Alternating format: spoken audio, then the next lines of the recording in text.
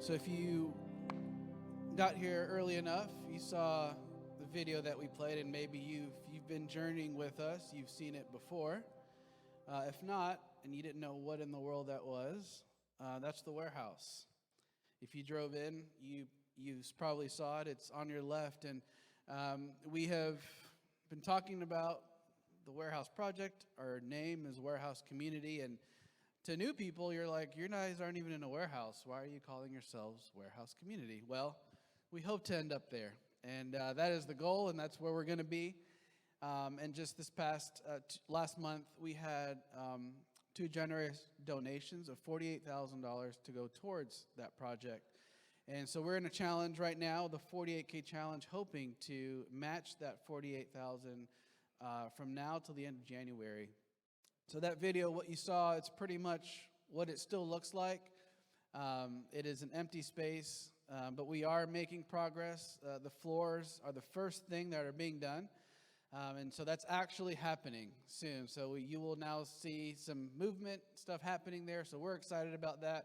They were just in there last week prepping the floors to begin that process, and then we will move forward into the next steps, which will be full-on construction. So we are excited about that. We are inviting you guys to journey along with us and whatever that looks like in your way of giving to that project. But we hope to be there sometime next year. We wish we could give you guys a date for when that is, but we don't know. But hopefully the county will give us some direction here soon. But that's what that video was about.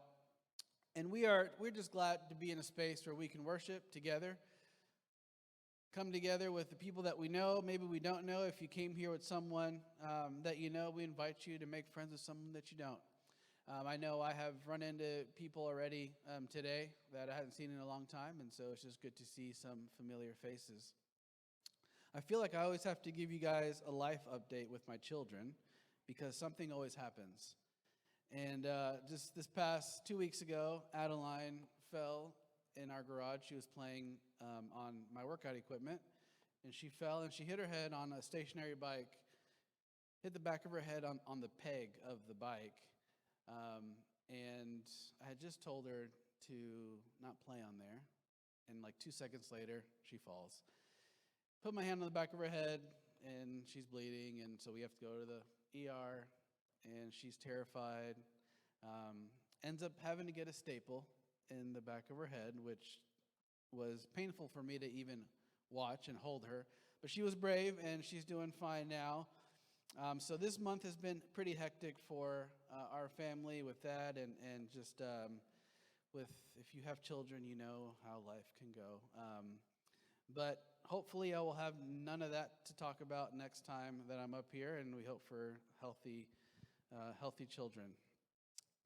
Today, however, we're going to spend some time in Acts chapter 15, and if you have a Bible or your phone, you can open up to there. We're going to be on the back end in verse 36 through 40, but I want to start with this.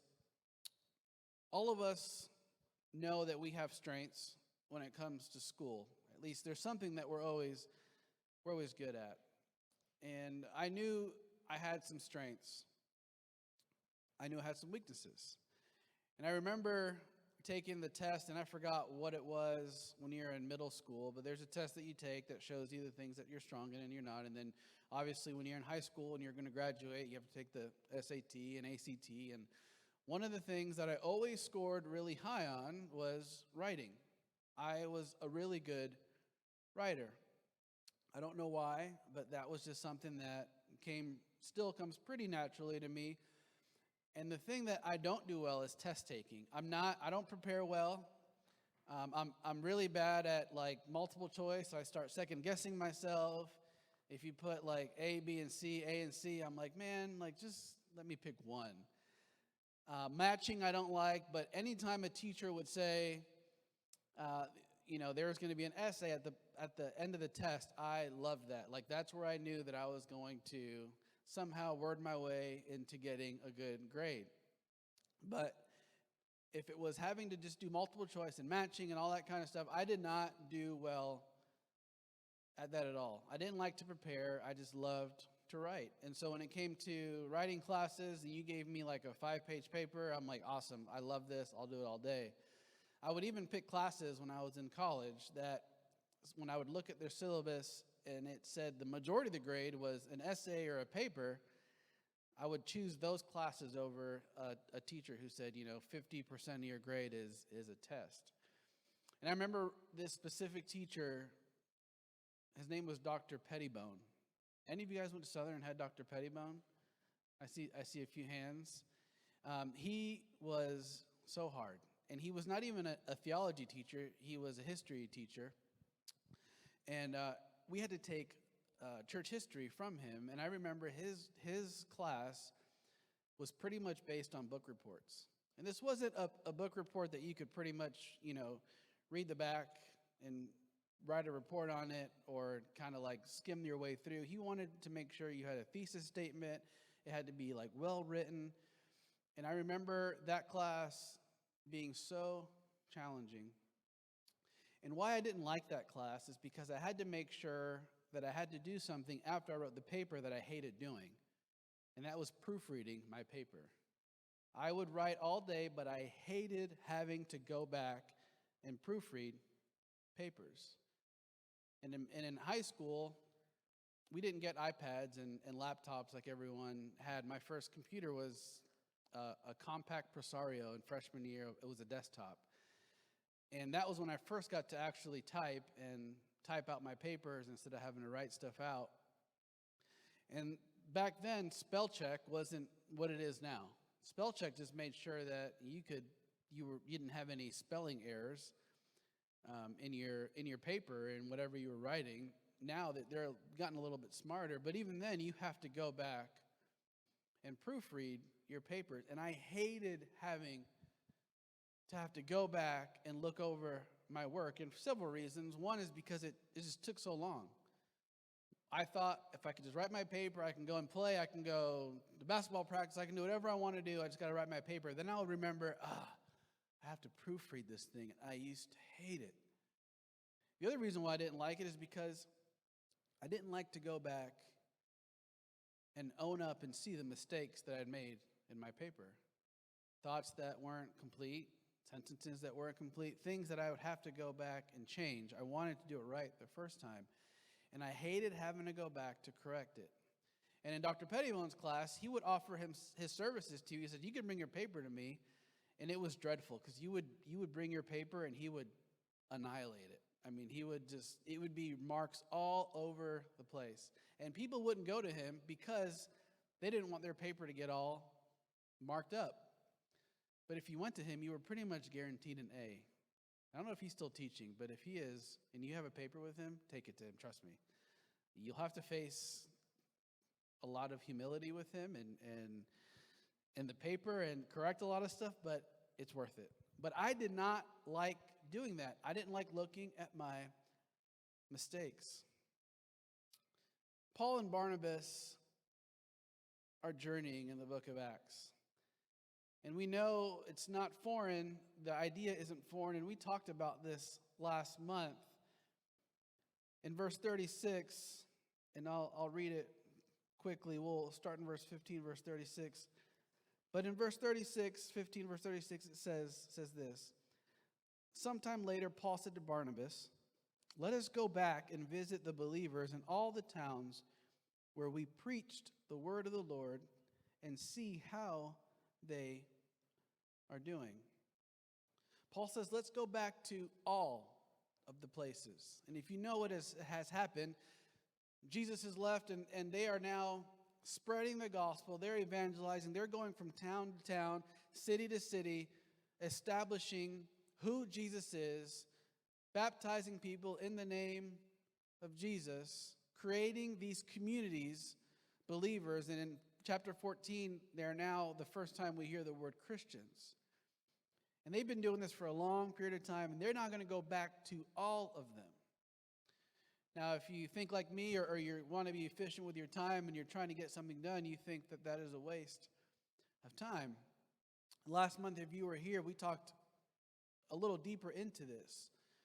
But we know that in a community as a Christ follower, there's value in the follow-up. There's value in living life in reverse. The commitment that you've made to one another, it doesn't end in the initial interaction. So he says, let's go back. Let's go see how they're doing. Let's go see the health of these communities that we started, and let's see if we made any mistakes. Let's see if they're flourishing.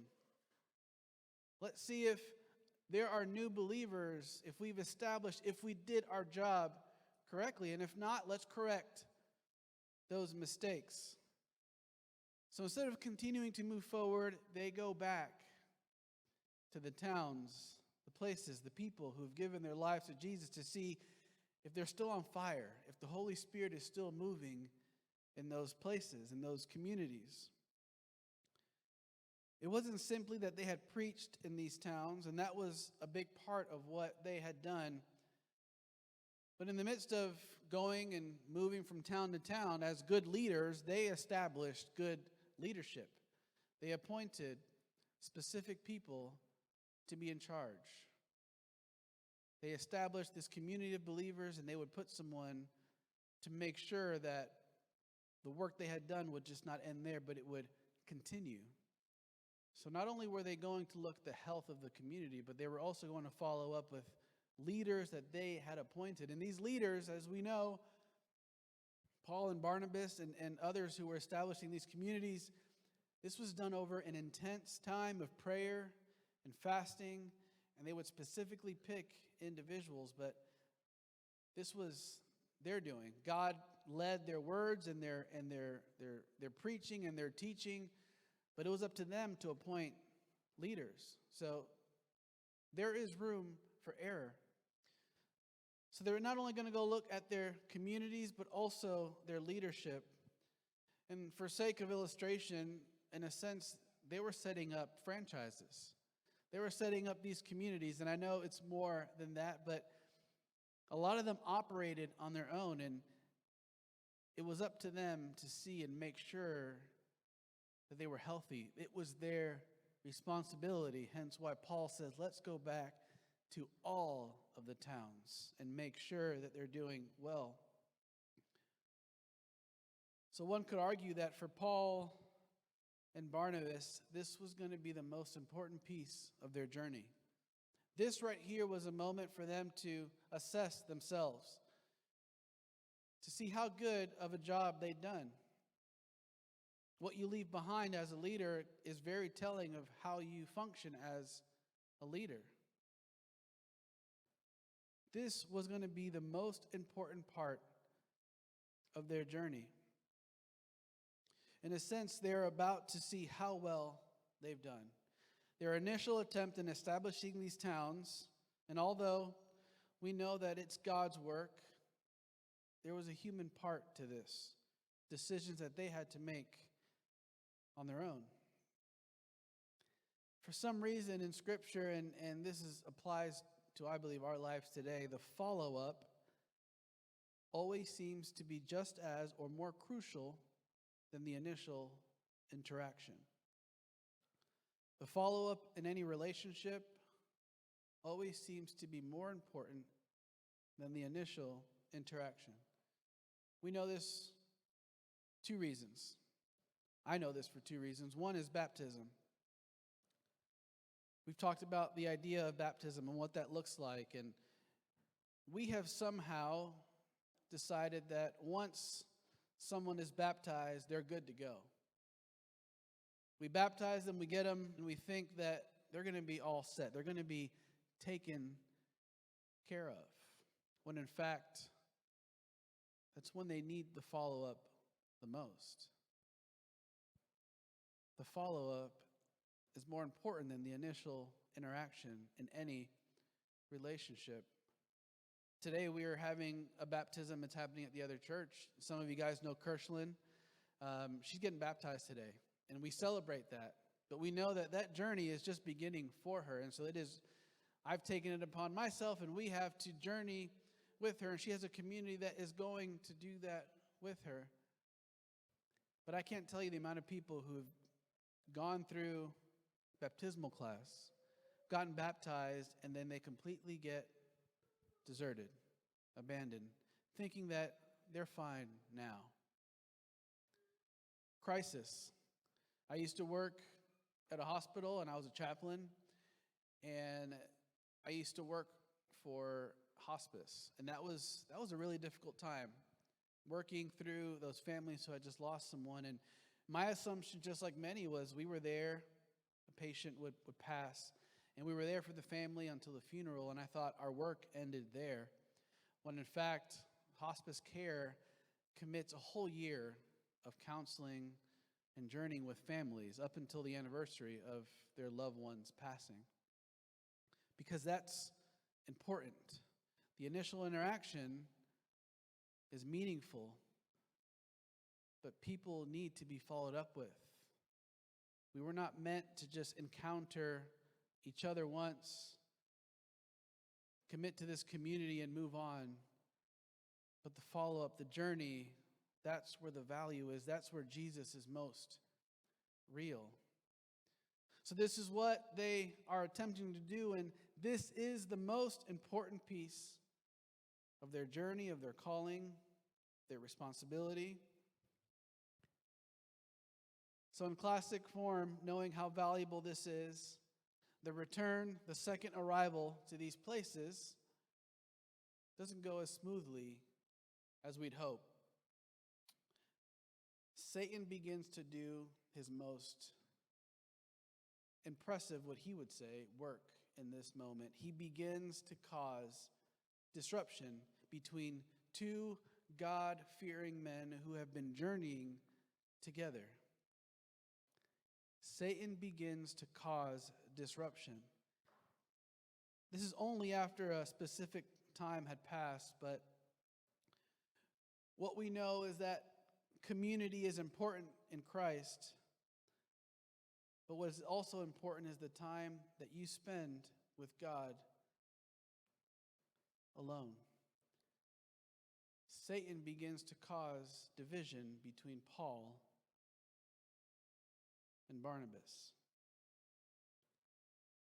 Community, person, or pastor dependency is not what God calls us into. Instead, it is a tension that we're called to live in. You see, these communities weren't supposed to rely on these two men, and these two men knew that their reliance wasn't upon each other, but now there is a tension beginning to happen. Something is going on with both of them where there is a disagreement. But in this return, this chapter 15 tells us that there is a time that has passed. They weren't just at these communities. There has been time established, years of growing, and now it is their time to return. And all they're going to do there is to see how the communities are doing, to fix what's broken, but not for the communities to become dependent on these two individuals. That was not their calling. And our job as a community, when we journey together, it is our commitment to journey with one another. It is the pastoral staff's community to journey with you guys, and we're going to talk a little bit about that here soon. But it's not our job to spoon feed each other into eternity. That is not what we've been called to do as Christians, as people of God, as Jesus followers, as Forest Lake Church, as Warehouse Community. Now, there may be a time and a place where we are holding the hand of one, of another, of each other, and getting through, but we were never meant to live in a serve me mentality, where we don't function, we don't live our spiritual life unless someone is continually holding our hands. There's time and a place. Paul and Barnabas knew that, and they let these communities flourish and grow, but they also came back. I'll never forget one of my seminary professors. He told us this story, and he was telling us a story when he was a pastor. And he told us about this woman. They had gone through an evangelistic series, and there was this older lady who given her life to Christ. And she had an issue. Her struggle was she was just she couldn't stop smoking. She had a heavy addiction to cigarettes, and she wanted to give that up. God had convicted her of that, and she knew that she needed to do that. And so this pastor was journeying with her, and he said, you have my number. Whenever you need prayer, you need to talk to someone, you can call me. So one night he gets a call, and it's the lady saying, I'm really struggling with this. I need you to pray for me. So as a good pastor, he prays for her over the phone. Weeks go by, and the calls become more frequent. And understand, it's a person who had never been to church, had just given her life over to Christ, and prayer was a foreign thought to her. But the calls keep getting more and more frequent. And so after a month of this happening, or 2 months, I can't remember, he gets a call at 2 a.m, and that wasn't an odd thing. She would call at the most random times, and he'd pick up the phone, and he would talk to her, and she said, I'm having one of my, urges to start smoking again. Can you pray for me? And so she's assuming this is what's going to happen as usual. He's going to pray for me, and he says, why don't you pray? And she's like, you want me to pray? And he's like, yeah, I think you can do it. And she's like, I don't even know how to begin. And he said, you've heard me pray a lot. I've prayed for you, and I want you to pray for yourself. But this woman did not know how to pray for herself. So there was this dependency upon this pastor that whenever she needed prayer, she would go to him. And in this season of this woman's life, at the age of 80-something, she was being discipled. She was being taught how to do something. She was being equipped by this pastor over this phone call. And so he walked her through the prayer. Together, they prayed. And a sense of nervousness and relief came over this woman. And slowly the phone calls became less and less, until she came up to him one day at church and she says, not only am I praying for myself, but I'm praying for others. Because this pastor equipped her. He was there for her for a season, but he knew that spoon feeding her into eternity was not what we were called to do. Instead, he showed her how to pray and equipped her. And that is our call, our duty as Christians. The people that you are sitting with, that you're journeying with, a lot of you are journeying together in home churches. You come and worship together. Your obligation in that relationship to one another, the commitment that you've made to God and to this community, is to journey with, to grow together. And that just doesn't mean holding each other's hands, but teaching each other, equipping each other. When people aren't looking, when you're on your own, that you are able to walk with God, to journey with Him, to seek Him out for yourself. And so that's what these communities, this was the hope for Paul and Barnabas, that they had learned to do that. And there is a time and a place, like I said, perhaps where you can call it spoon feeding one another, but we were never meant to live and remain there. If our goal is simply to get people through the doors with no commitment to refine, to tighten up, then we're doing it wrong. If we come to church with the mentality of what does it have to give to me? What does it offer me? Is it to my liking? Is the music the way I like it? Is the preaching the way I like it? Is it close to my house? Is it convenient for me? If that is our motivation, then we're doing it wrong. The ultimate goal is that we become equipped through community with one another in Scripture so that we know how to function as a Christ follower on our own, because that's when true growth happens. A church in action equips one another. And this is true in many areas of life, and I knew it was for me. If you've known me for a long time, you know that I'm a mama's boy. My sister is 11 years older than me. I was raised pretty much an only child, because when I was in 5th grade, she moved out to live her life, and so after that, it was just me. And I loved it. I got everything I wanted, I know. I admit it. My parents spoiled me. I don't shy away from that. And I remember going off to college, and I remember it being really hard for me to leave, to go out of state, because I was so attached to my parents, to what was convenient for me. But when I went off to college in that first year, it was super difficult. I made a commitment to never ask my parents for money, to figure it out. And so I started cutting hair in my dorm room. Made money like that. That's how I could take Vanessa, who's now my wife, out on dates. I charged $5 a haircut. Figured it out how to pretty much earn my own way through. And they still gave me money. I didn't ask for it, but whenever my dad would come up and visit, or my mom, they'd come together, they would give me money. But those years were transformative because I was on my own. Had to figure out how to live life without a dependency on anything. And it's in those moments, in our walk with God, in our life, in the moments where it's up to us for growth, those are the most important moments in your walk with God. What do you do on your own time when a church, a building isn't there for you, when you're at work, when you're journeying on your own, where there may be no accountability? Are you taking those steps for growth in Jesus? This was the hope.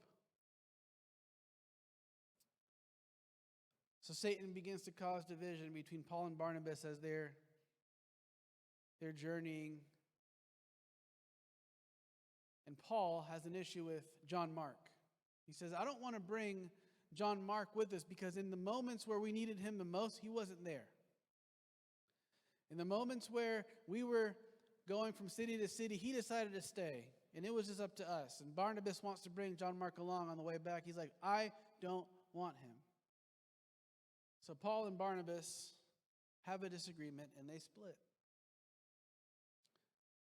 Barnabas takes John Mark and Paul goes on his own. We're nearing the end of a full year of what we call Warehouse Community. We started meeting here last January. And I only bring this up because we won't meet again here until January. Next week, we have Table Sabbath, and the week after is Christmas Eve. So we've almost been here a year. Before that, it was Upper Room. But I cannot even begin to tell you the stories that have come from all of you, the journeying that we've been doing with some of you. And as I was writing this sermon, reflecting on what this year looked like for us, I made a list of things that we have been journeying with people individually, whether they're here or not. Here are some of the things: financial hardship, infertility, loss, depression, anxiety, marital problems, disowned by family, suicide, life-threatening diagnosis. This isn't a list that I just came up with. These are actual conversations of people that are going through real life pain in situations. Just in this past year, we believe that Satan's trying to do his greatest work right here, right now. Because he knows that Warehouse Community, Forest Lake Church, is a force. That it is destined, that God's called it to do great things, and he's doing whatever he can to cause disruption and division. So Paul and Barnabas have a disagreement. One that would be pretty big. It would draw a wedge in between them. And Paul says, John Mark does not deserve to journey with us. He doesn't deserve to be in the same group associated with us because he left us. He abandoned us. Paul, in this moment, forgets that the position he's been put in, the role that he's been given, he didn't deserve. He didn't earn it. God graciously put him in that role, and Paul loses sight of what it looks like that even if someone doesn't deserve something, to give it to them anyway. So they split, division.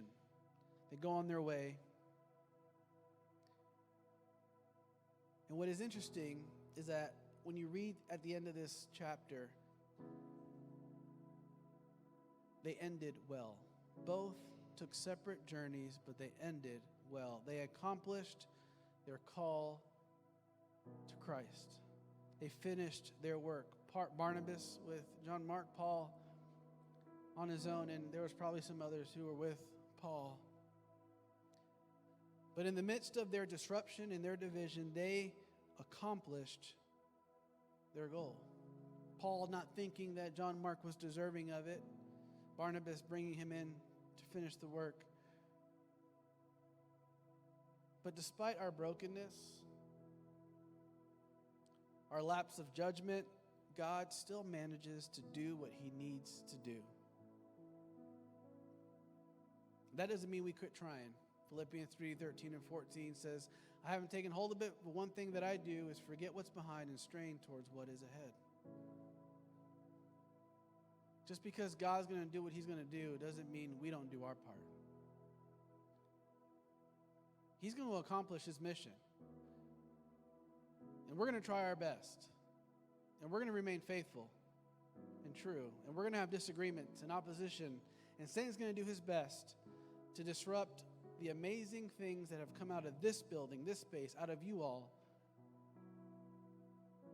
Because he knows that this place, you, us, Warehouse, Forest Lake, is already doing and is going to do great things for him. But here's a question for you. What do we do when someone disagrees with us?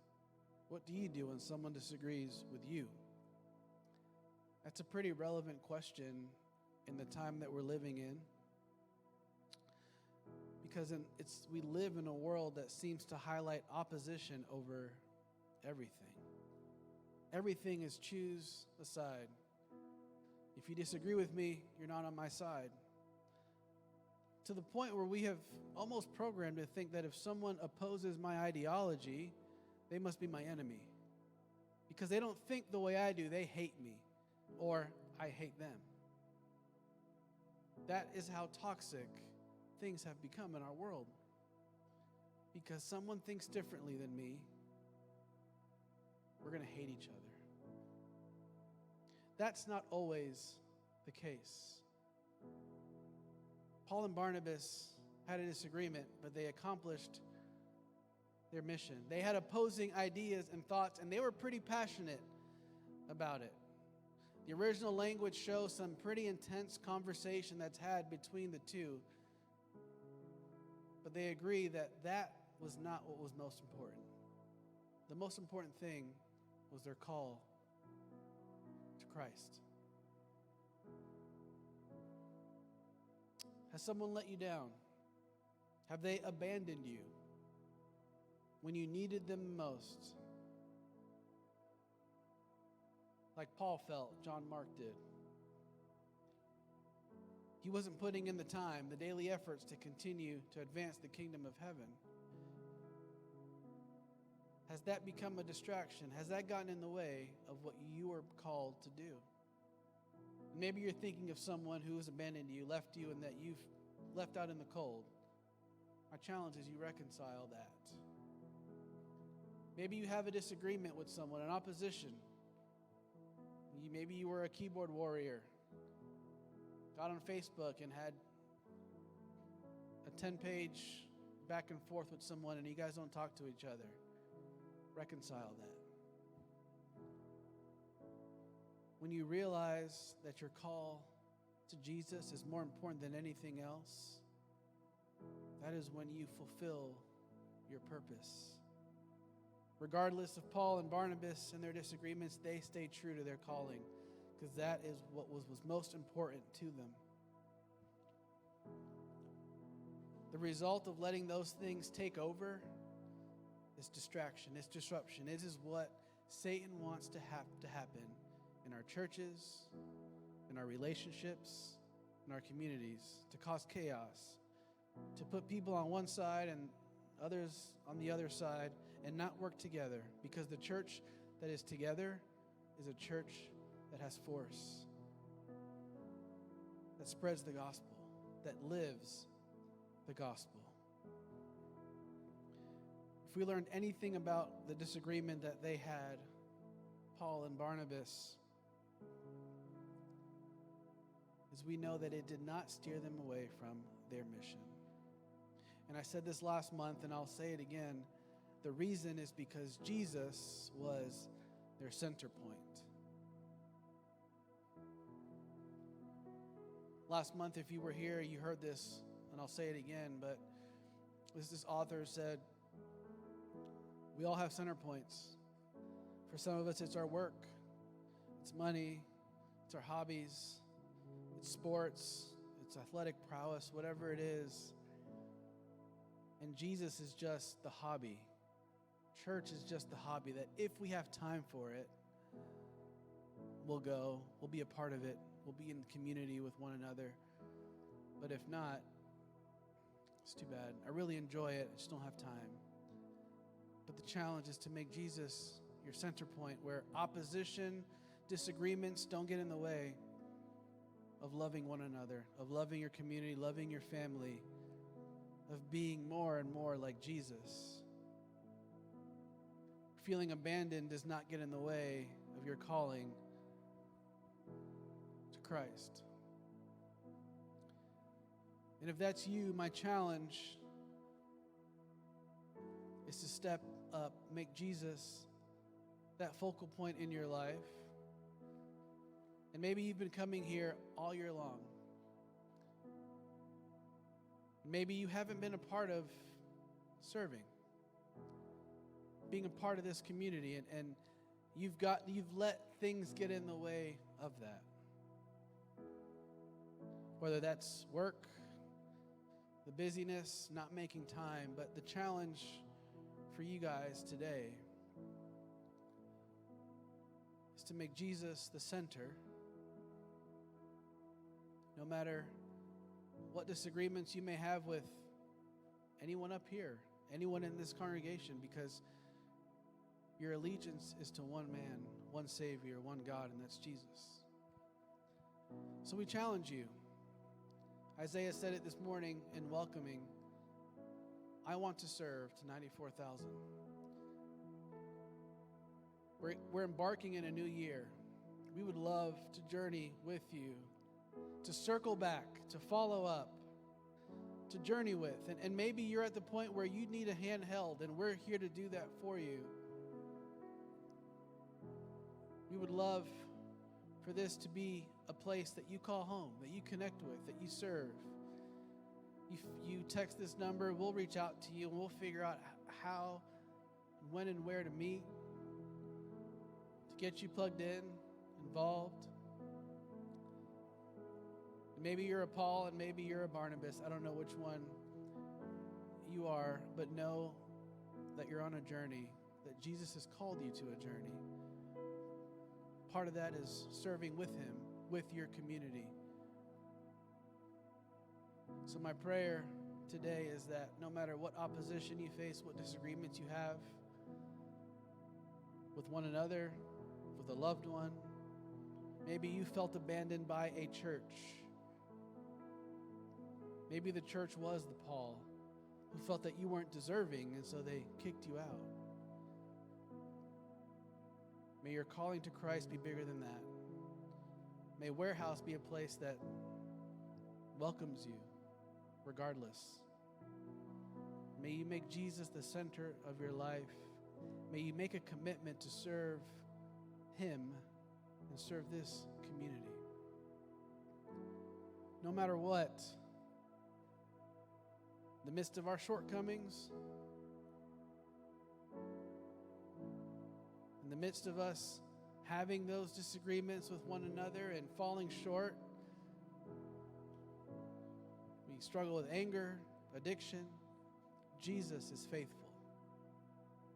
We can always come back to that.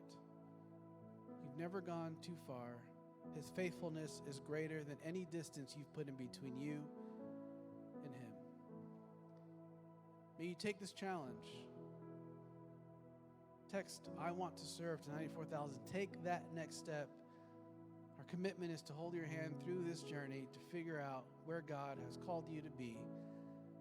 And may Jesus be the center of everything that you do.